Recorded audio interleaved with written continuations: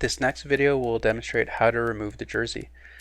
Now on the jersey there's going to be two zippers over the shoulder pads superiorly and one long zipper underneath one of the arms.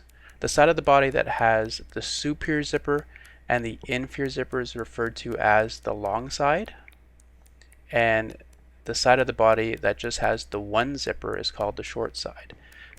They're typically along the seams, and so if you are requiring to take the helmet and shoulder pads off, you have to cut the jersey first. So undo the zippers on the short side and then on the long side. Peel open the jersey, and that'll give you access to the straps under the arms that you need to undo as well. So here are some key points to remember. Make sure you cut along the seams, otherwise known as the short side and the long side.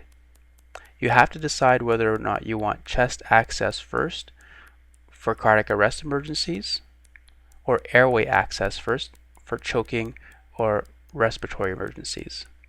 Again, you need to practice this just like every other skill, because in these situations speed does make a difference.